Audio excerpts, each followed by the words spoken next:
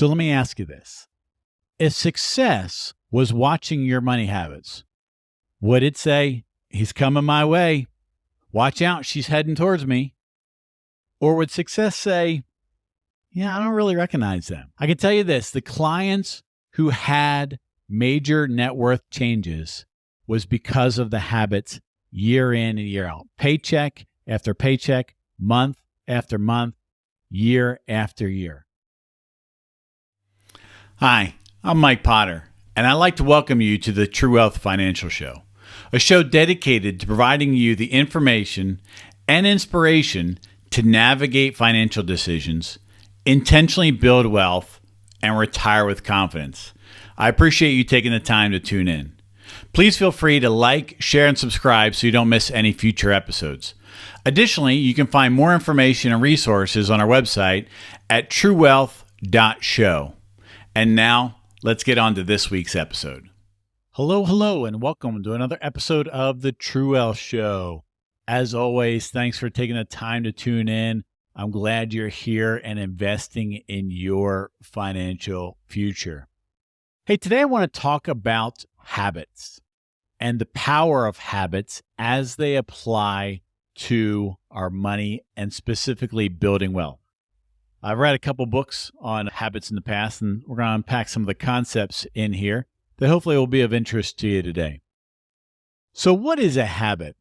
Well, Oxford defines a habit as a settled or regular tendency or practice. I like to think of it as a repeated action, something that we do over and over again, maybe hundreds of times even a day. Now, when it comes to habits, the reality is we're unconscious of most of them. We just do things. You ever had the experience where you're driving along and then you get thinking about something and then you kind of wake up and you realize that you've gone maybe a couple of miles and you weren't really focused on the road because you were thinking about your thoughts and everything else was just kind of a habit of driving? That's how we know that we're unconscious of a lot of our habits. But here's the thing, habits play an important role in our lives and in our money. Essentially, we are the sum of our habits, either daily, weekly, monthly, or yearly. I try to remind myself almost daily, really, that I am where I am in my life because of the things that I've done in the past. And if I want different things in the future, I have to do different things now. And so I remind myself of that to make myself conscious of being aware of what I'm striving to do. Because here's the challenge as it comes to habits and repeated actions in general. The reality is that the results are delayed, meaning that if you do something now, you don't see the immediate result. And even if you do it 2 or 3 or 4 times, the results are often delayed. And so therefore, what normally happens is people quit. This is mid-February. New Year's resolutions, for most people, are a thing in the rearview mirror. The gyms were packed the first couple of weeks of January, but as we approach to Valentine's Day, the regulars are there and those that were not regulars are not there. That's what happens because you get moving on something and you don't see the immediate results and you don't have the right mindset, and therefore we quit or self-sabotage or divert. So the challenge is to recognize and realize that habits have an effect, but over a long term. So maybe to help illustrate this, you've heard of this before, but let's say if I could offer you today the choice of one of 2 options. Either one is $2 million. I could give you $2 million right now, or a penny doubled every day for the next 30 days. $2 million now, or a penny doubled every day for the next 30 days. Which would you take? Most people would say the $2 million. And if you did, like most people, you would have given up the opportunity to have $5,368,709. That's the power of the compound effect of penny doubling every day. So the thing about habits and the results being delayed is it works both ways. It works positive and negative. You do something good every day, every week, every month, those effects are large over time, like the penny doubling. If you do something negative, day in and day out, week in and week out, month in, month out, it has a drastic negative effect over the long term. One of the books that I read on habits essentially is The Idea of Compound Effect by Darren Hardy. And in that, he uses an illustration of eating just a little bit more each day. So imagine 3 friends go about a diet plan together. And one of them basically is the use case where he just stays the same. He eats 2,000 calories every day. No more, no less. Another friend starts eating just a little bit more, just a couple, like 200 extra calories a day. That's it, 200 calories extra a day. And the third friend eats 200 less calories a day. So we're talking like a banana, maybe 2 apples, a thing of yogurt. We're not talking about a lot of food. But here's the thing. By eating 200 more calories a day, that is 0.4 pounds a week. And the person who's eating 200 less calories is losing 0.4 pounds a week.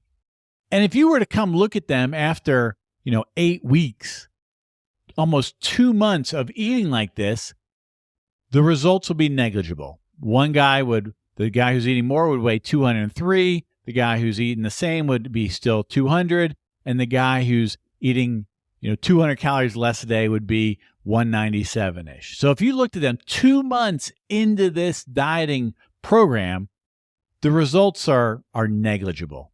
You couldn't even really tell the difference. But if we expand the time on that same example, not to 8 weeks, but rather 88 weeks, we can see the guy who's been eating 200 extra calories a day now weighs 35 pounds more than the guy who's level. And the person who's eating 200 calories less a day now weighs 35 pounds less. So you have one at 200, one at 235, and one at 165. That's a big difference. That's the idea that things compound over time. Small changes over time compound. Now, when it comes to books, like I said, I've read a couple of them. This one is Making Habits and Breaking Habits. It's a pretty good one. It talks about some of the psychology. This was a really, really good book on habits. It talked about the cycle of them, of understanding them, the unconsciousness of them, the cues, the triggers, the response, things that kind of take place. And then the best book that I've read on habits thus far was a really, really great book by James Clear called Atomic Habits. And Atomic Habits is kind of focused on the words atomic habits. So atomic meaning very, very small, like a molecule, like inside of an atom. But then kind of atomic as in explosive, like an atomic bomb, can have a large, large effect if utilized properly. And so the kind of little subtitle up here kind of really illustrates the concept we're trying to point out, which is tiny changes, remarkable results. So in that book by James Clear, he outlays essentially 4 different sections. I want to talk about those briefly and how maybe you can apply them when it comes to your money. Now, when we talk about money habits, really at a base level, there's 4 things that are involved with money. Making it, so work. Giving it, so giving some away. Saving it, kind of investing. And number 4 is spending wisely. You have to have all 4 of those. And at a base level, that's where we want to apply our habits. We want to have a good work ethic. We want to work at work. We want to earn income. We want to accelerate in our career because that is the largest wealth building asset we have. You want to give generously, consistently, repeatedly over time because giving makes you a better person in general. It helps, makes you think of others. You're less selfish. You're more others focused and just has a large effect on you as a person. Giving is a good thing because people don't like takers. My wife just sent me a TikTok a couple weeks ago. I didn't watch it because I don't really TikTok, but I saw the title. It says, have more batteries in your life than vacuums. Have more batteries in your life than vacuums. Batteries charge, give energy, lift you up. Vacuums suck, take away, energy draw, right? Kind of a good concept there, right? So giving makes you a battery. It energizes you and others. When it comes to savings, we want to have a good savings muscle. We want to be saving repeatedly, saving consistently. Heard a good podcast by Ed Mylett just after New Year's. He was talking about money, and he brought up a good point that I didn't really think about. And it says, if you don't save money when you don't have any, you're not going to save money when you do have any. Meaning that it becomes habitual, meaning when you're kind of broke and struggling and you're not making a lot of money, if you don't instill savings then, if you can't do it then, you're not going to do it when you have a lot of money.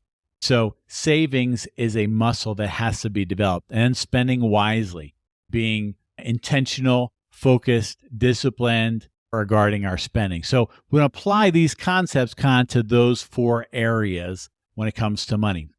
So again, in James Clear's book on Atomic Habits, he had 4 main divisions, and he referred to them as laws. So the first law was make it obvious. And in that, he talked about the idea where a cafeteria kind of designer wanted to help people drink more water than soda. And so what they did was they kind of reduced the size of the soda, containers, and put water all over the place throughout the cafeteria. And they studied the results of it. And the sales over the next month greatly increased in water, making the employees kind of more happy and healthier and better at work and stuff because they didn't have the sugar from the soda. But what they did was they kind of put the stands all over the place where they could see it, where it was more obvious. And so as you think about things with your money, making it more obvious, you can do a whole lot of things. You can do something where you can see the savings going every month. You can see the investing either every paycheck or every month. Where, when you do a budget, you can put down on your budget savings and giving, these types of things. You could set up email notifications. If you do kind of things automated, you can set notifications on your investment accounts or your savings accounts to get a reminder that you saved and you invested. So you have to kind of make it obvious to make you conscious of it, because most of the things we do are unconscious. The second law, or law number 2, was make it attractive. That we talked about the idea of habits are unconscious. So you have to do something to wake up your conscious mind. He talks in the book about the Japanese railways systems are remarkably on time and efficient and very, very safe. They hardly have any accidents. And the reason why is because, I don't know, maybe in the 80s or 90s or so, they instituted what they call a point and call, meaning that the operators of the trains and the people on the platforms had not just visual things, but they had to point at something, green light, red light, or whatever, and then call it out, green light, red light, things like that. Pointing and calling to make them conscious of what they're actually doing. A good tip on maybe how to do this was when we were getting out of debt, we were on our baby step 2, our debt snowball type thing. I made this big, huge thermometer. It was like, I didn't do a very good scale. Either that or we had way too much debt. I don't know, maybe both. But I put pieces of paper together vertically, and every inch was like $1,000 or $2,000 or something like that. And we had like 10-foot ceilings that went from the top of the wall to the really past the floor. It kind of came out underneath. Whoops! It kind of came out on the floor there. And so what we would do is kind of every time we paid some off, we'd color the thermostat in, and it gave us a visual and it made it attractive of kind of getting there. Same thing with having a goal maybe on the outside of things. We want to sacrifice now for something later. So, for example, what we did was, once we got out of debt and we kind of got our emergency fund done to some degree, we took all the kids down to Disney. We went down to Florida to see one of Erica's sisters, and we went to Disney. And we had so much fun the one day at Disney that we decided to go back for a second day, because it was a really enjoyable time and kids really liked it. So, make it attractive. You're trying to achieve something with your money, either tie a goal to it or make something that makes you attracted to accomplishing that goal. The fourth law in the division of the book is that of make it easy. Make it easy. He talks about starting slow and never going backwards. So in that, he talked about the idea there was a guy who wanted to start going to the gym, start wanting to exercise, And so what he had him do was he made him drive to the gym every day and said, I want you to drive to the gym. I want you to walk in and stay there for at least 5 minutes. And so the guy would get up, he would drive, and, he didn't want to really work out. So he stayed there at least 5 minutes. He made the, idea of get there, do something for 5 minutes, because everybody can do something for 5 minutes. That's the idea. And then if you don't want to do any more, you can leave. Well, what happened is, obviously, the guy, once he got up and drove and got ready to go to the gym and got there, by the time he got there, he won't want to just spend 5 minutes. And so he kind of built that habit of going. And then that habit turned into going consistently and working out more, things like that. So the idea is to start small, really, and never go back. So when it comes to like retirement investings, what we're striving to do is trying to get you to 15%. We want 15% of your gross income being saved and invested for your future self, because your future self is totally dependent upon the money that you're saving now. Because when you pull the lever to retire, the income goes away. You still need money to pay your bills. If you haven't saved a reserve to generate that income, you're going to have a rough time. But when we say, hey, invest 15%, most people can't go there right away. So one of the things I've done with a lot of clients, and it works out really, really well, is we start small. Pick a number. Pick the smallest number that you can do today. I don't care if it's $5, $10, $50, whatever, $100. Pick a small number and consistently give that every month. And then every quarter when we meet, we're going to talk about it and we're going to ratchet it up $10. So let's say you start at $50.